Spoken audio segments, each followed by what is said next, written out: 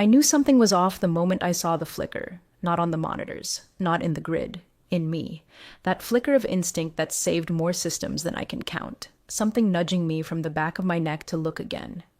Double-check the load draw in Sector C. Reverify Phase B buffers. Don't trust the quiet. Because quiet in a control room? That's not peace, that's waiting. At 17:31, just after I'd logged the evening load balance, a system ping went off, low priority, cloaked beneath standard notifications. I checked it anyway. A login attempt. New IP not recognized. I blinked. The credentials didn't belong to anyone with clearance. They'd tried to reroute Phase B manually, without proper authorization, without escalation protocol, and without the secondary key. The overlay I'd built, my overlay, flagged the intrusion and sealed the zone. Quietly. Automatically. The same way it always had since 2018 when GridSync nearly fried half the city in a failed update and they begged me to stabilize the bleeding. I sent one note to Carson Vell, our director. Subject: breach detected, Phase B override attempt. I attached the system log, full credentials trace, geolocation bounce data, and one line of plain advice. Stand down. Unauthorized reroute rejected. Custodial lock engaged. No response. I didn't expect one. Carson never liked not understanding things, and he really didn't like that the cleanest running sectors in the whole grid didn't answer to him.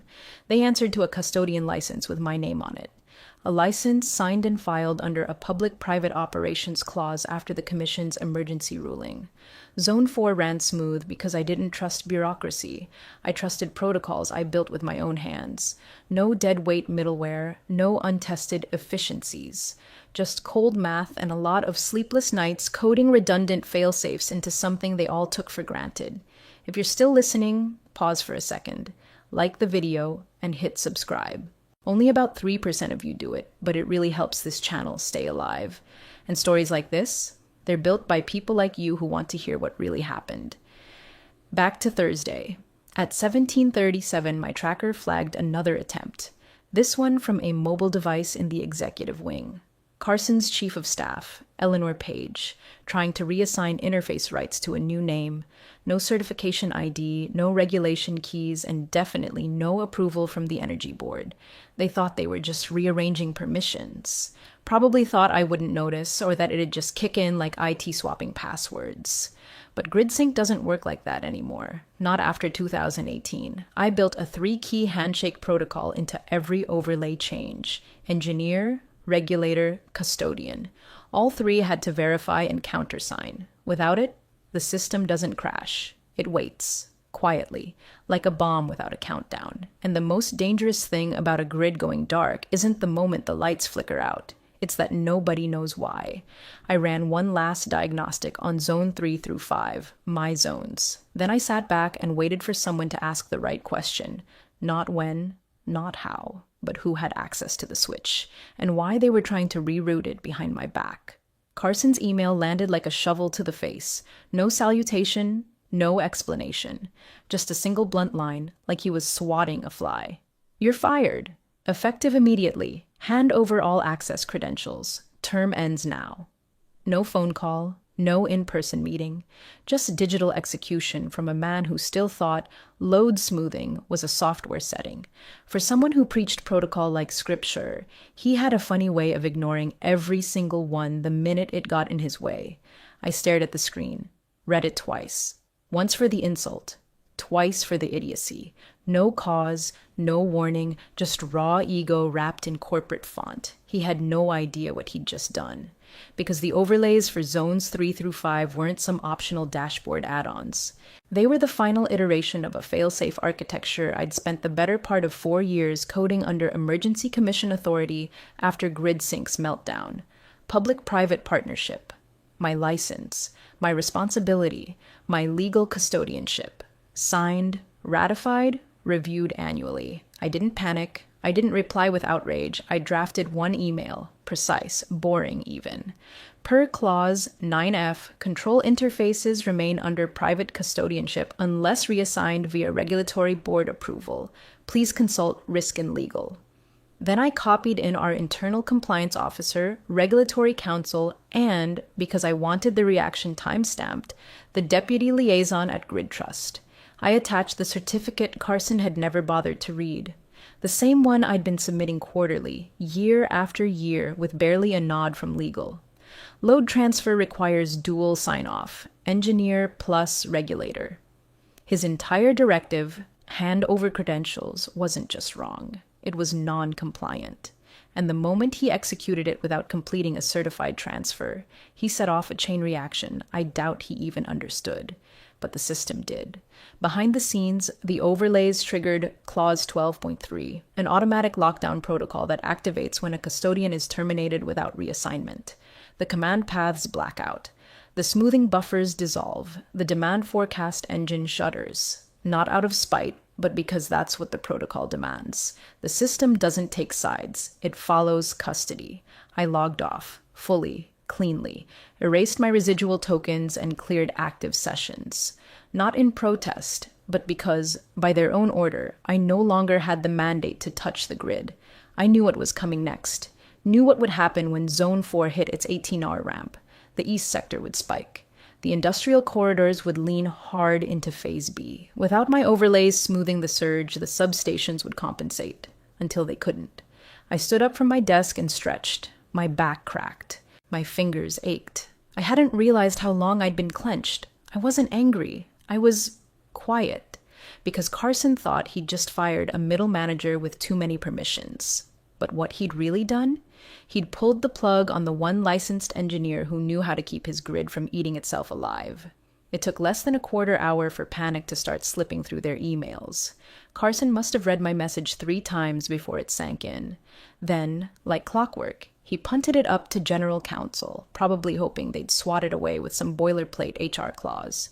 But you can't override physics with legalese, and you sure as hell can't rewrite regulatory law with an outlook forward. 9 minutes after his forward, I saw the GC send it off to the Oversight Committee. No softening, no cushioning, just a single line beneath the thread. You just breached a regulatory custodianship. I stared at that sentence. No exclamation mark. No all caps. Just clean black text that carried more voltage than a full substation on surge day. Then I did what I was supposed to do. I logged out of GridSync. I didn't just close the window. I invalidated my session token, purged cached credentials, revoked background access, and triggered the release protocol baked into every overlay I'd ever designed. Clause 12.3 wasn't ceremonial, it was policy, and policy doesn't care about your job title. My overlays? Gone.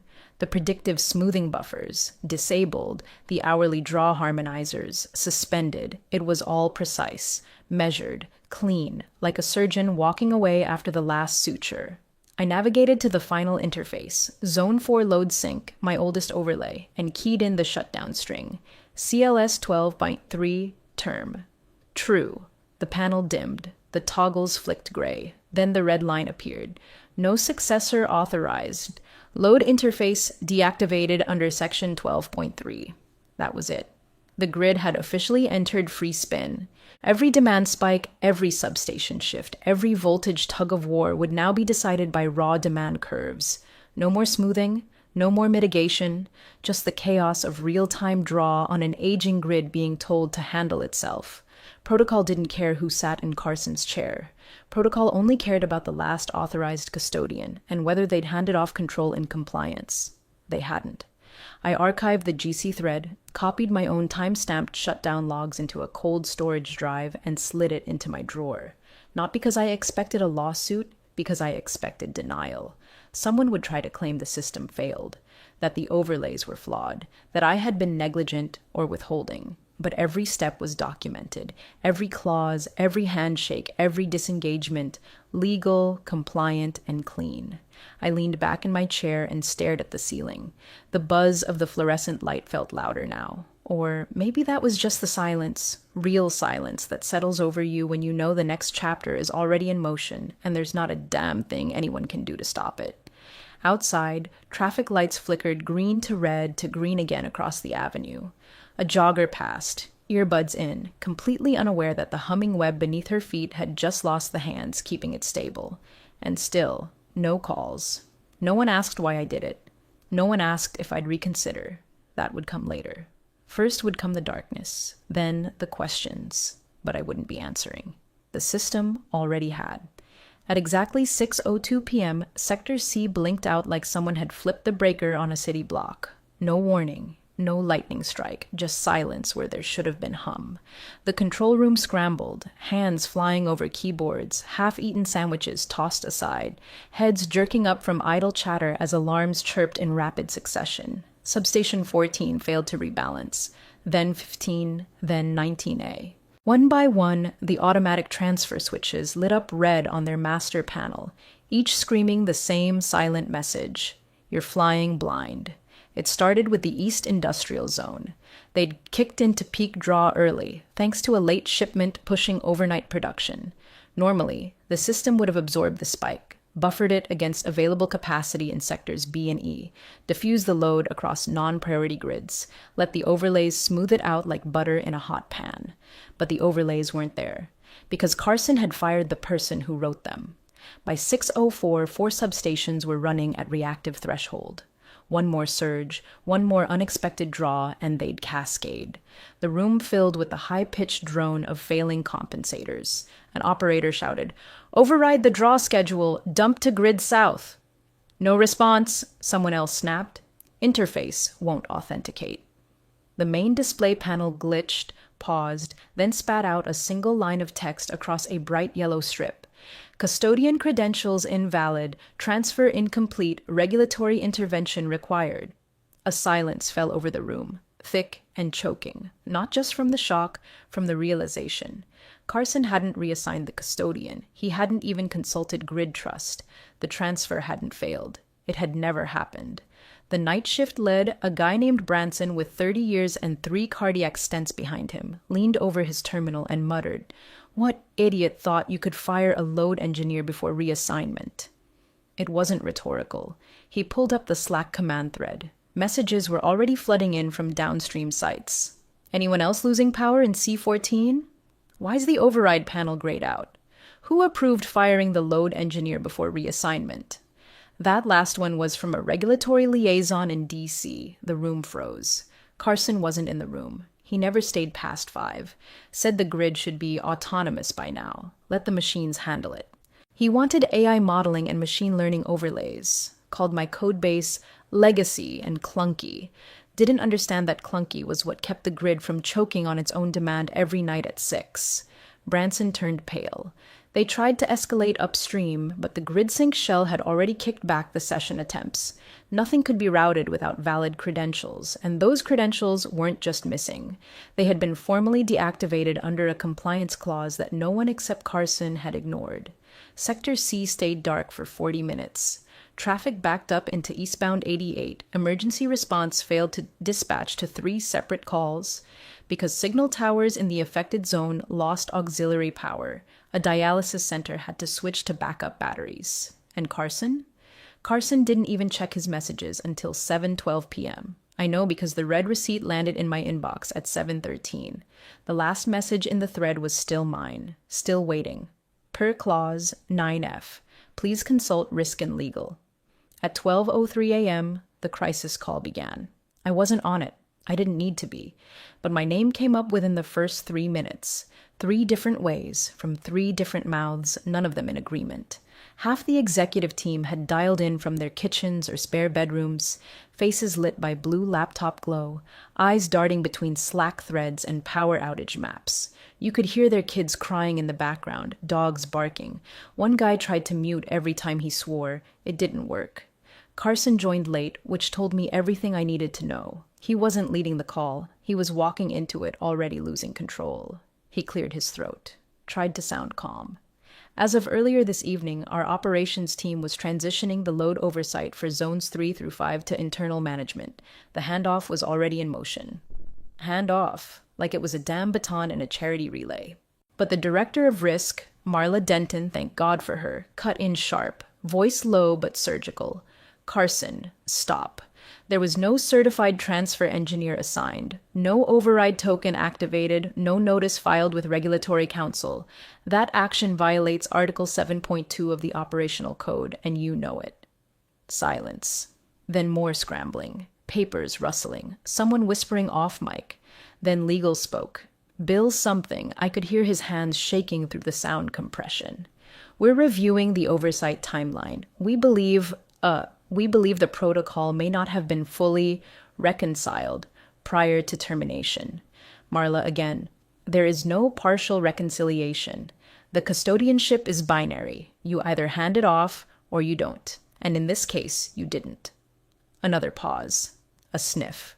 Then Carson, scrambling again. Well, the system should have had redundancies. It did, Marla cut in. Her name was on them. Then came the screen share. Someone, probably Branson from Night Ops, pulled up the final system change log, piped directly into the call. One line, time-stamped, digitally signed. Read aloud by a voice that cracked halfway through.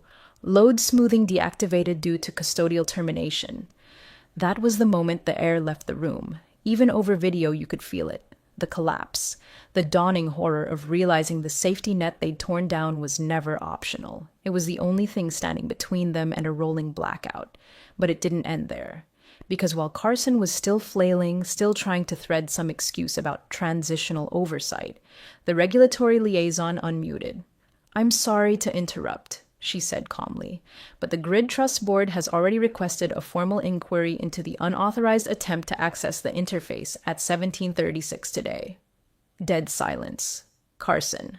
Wait, what inquiry? Her tone didn't change. The breach triggered an automated alert through the Grid Sync certification chain. We were notified within 6 minutes. Logs show an unauthorized credential routing attempt tied to your chief of staff's device. And just like that, the rope slipped further through his hands. Someone on the call coughed. Someone else audibly closed their laptop. Legal muttered, "Oh my God," barely audible. But Marla wasn't done. Let me make this plain, she said. You didn't just terminate a technician. You invalidated the entire regulatory bridge that kept our grid interfaces compliant. You didn't break protocol. You exposed the grid. Carson said nothing. Just stared blankly into his webcam like maybe it would glitch and let him escape. But there's no Zoom filter for accountability, and no mute button for failure. By sunrise, they'd lost more than just control. They'd lost the illusion that they ever had it in the first place.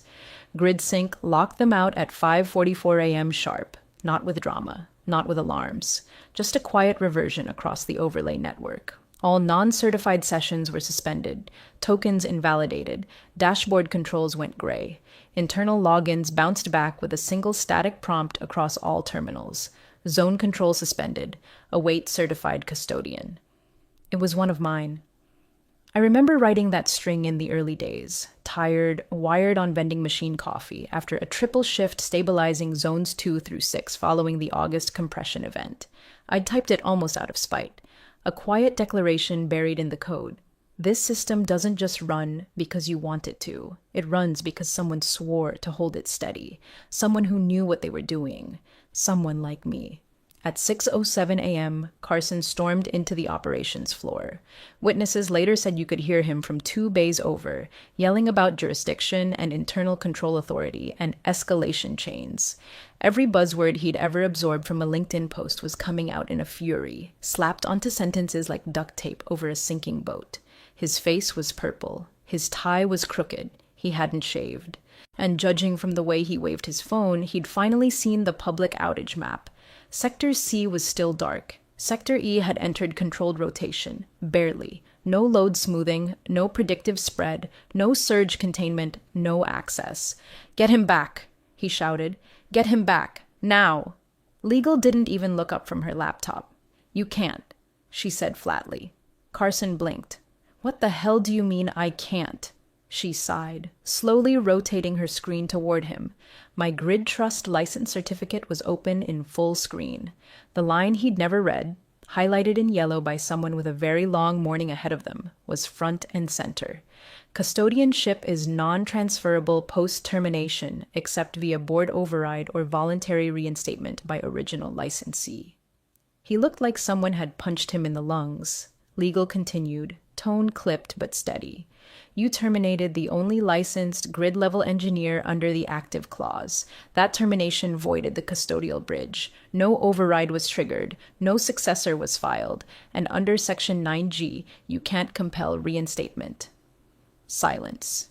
You could have heard the power hum die in real time. Then a new voice joined the room, calm, low, with a kind of authority that didn't need volume to land. The Grid Trust regulator. She'd arrived early, unannounced, stood at the back near the server racks, arms folded.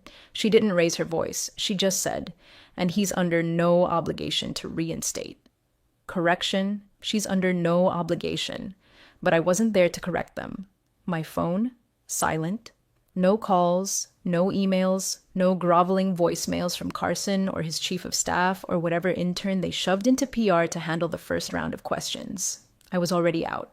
Clean. Compliant. Logged out and air-gapped. My shutdown logs had been submitted to the regulator before their midnight meeting even started. Not in protest, just in process. The overlays didn't just run because I was employed. They ran because I was certified. Because I'd spent 7 years building systems nobody else could keep standing. Because when GridSync fell apart in 2018, they came to me with trembling hands and asked me to hold the keys until they were ready to do it themselves. And now, they'd fired the only person holding the map, burned the bridge behind me, and were staring into the dark wondering why no one was coming to help. The system already answered. All I had to do was listen. By mid-morning, the building wasn't buzzing. It was buzzing apart. Every white-collar ghost with a clipboard and a badge lanyard had materialized like ants over a dropped popsicle. Audit teams from Grid Trust, third-party compliance from the state, internal review from legal, and even 2 suits from the Energy Commission itself. No coffee, no chit-chat, just scanners, tablets, and questions they already knew the answers to. They weren't there to find the problem. They were there to confirm the damage. I wasn't watching, but I knew the pattern by heart. First, they'd pull the root credential logs, years of system events, load balancing tweaks, emergency overrides, failover decisions, predictive draw harmonics. It wouldn't take long before one thing stood out like a street lamp in a blackout. Every log entry, every command chain, every approved exception, same credential string. Mine. Marla from Risk had flagged it first, apparently.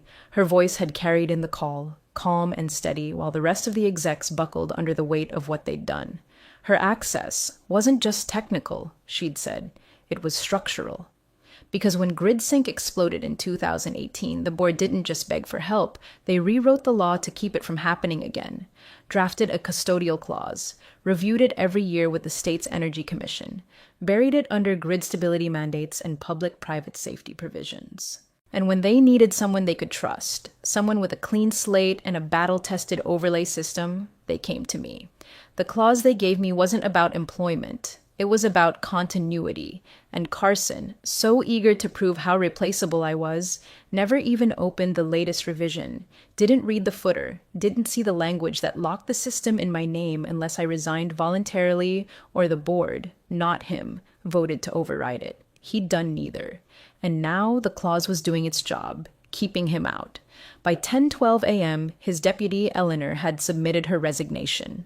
She left her badge and laptop on the edge of the ops table and walked out without a word. Her name had been on the credential breach attempt. The system had logged it. Her fingerprints were all over the mess. Her silence was the first smart move she'd made all week. In desperation, they flew in a district engineer from the North region. Some poor guy named Alden. He had credentials, a reputation, even a clean record of mid-load rerouting approvals.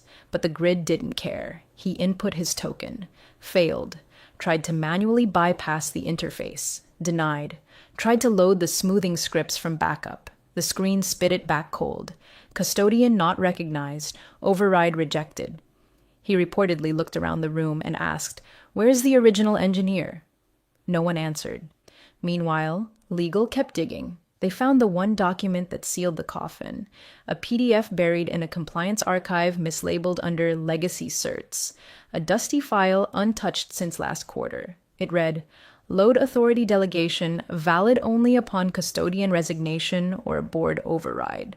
It had a space for 2 signatures. Mine was blank. So was the board's. There had been no delegation, no handoff, no authority. And now the grid was running naked in the storm. No smoothing, no foresight, no one holding the wheel.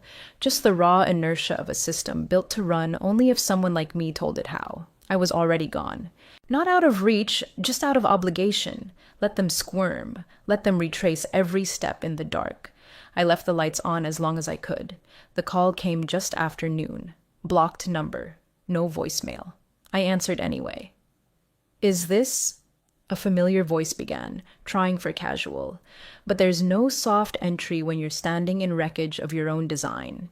It was the CEO. I hadn't heard from him directly in over 2 years, not since the GridSync retrofit meeting where he clapped Carson on the back and said, "Finally, someone who speaks my language." Apparently, that language didn't include Clause 12. He tried the approach I expected. Soft regret, hollow humility. And then, the thing they always reach for when control slips out of their hands. An offer. "We want to make this right," he said. "Back pay, of course, and a formal advisory title if you're open to it. Remote's fine. We need a chance to steady the ship." I let the silence stretch. Not for drama. Just to remind him he no longer dictated the tempo. Then I replied, "Clause 12 worked exactly as written. The system responded to your actions, so did I." He stammered something about restoring trust, reestablishing a path forward, and mitigating narrative risk for the upcoming oversight report. I cut him off. "You don't need me." And I meant it, because I'd already trained someone. Quietly, carefully, over 3 years of side-by-side simulations and live load exercises. She was green when I found her, sharp, but still afraid of the system. Not anymore. She had the license, the oversight hours, the commission trust. I gave the CEO her name. "She's briefed. She's approved. She'll take the reins." He asked if I'd come on board as her mentor, just for the transition period. I told him no, not because I didn't trust her, but because the grid didn't need me anymore. Not directly, not plugged in. What it needed was structure, real structure. Not Carson's redundancy plan, which turned out to be little more than a glorified reorg chart and some buzzwords about automation. His plan, indefinitely shelved.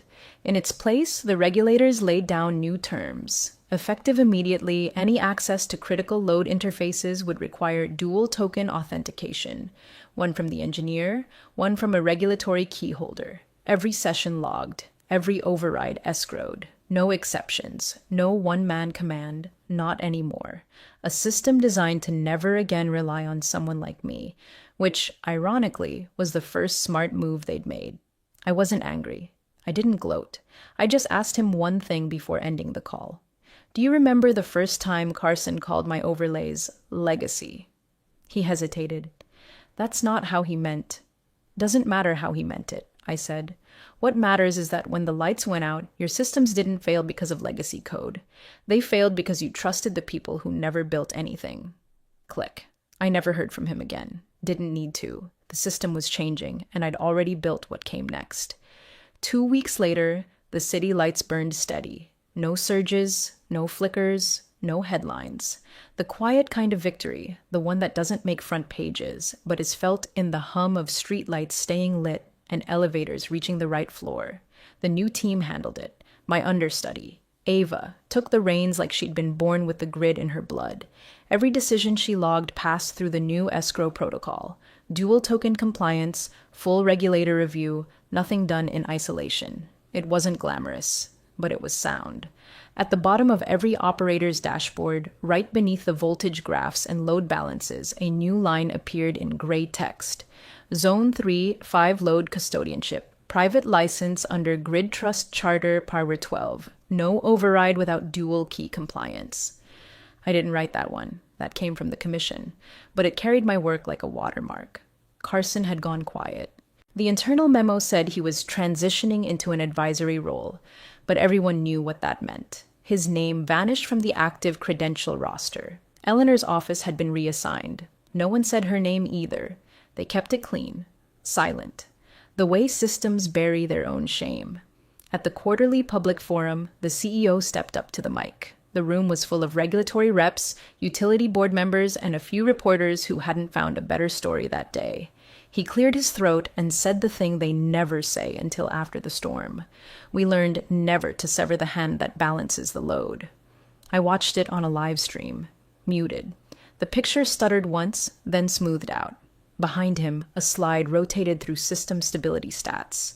Ava stood just out of frame, monitoring the live interface from a laptop near the aisle. I didn't message her. She didn't need me now. I sat back with a mug of tea, lukewarm, untouched, and let the silence hang. The kind of silence no one notices when the world keeps working. The space between disaster and applause. People think control is voltage, numbers, dashboards, but it's not. Control is the breath held before the lights go dark. The stillness between decisions. The gap between the person who touches the system and the ones who will blame it when it fails. Control isn't in the voltage, it's in the silence before the blackout.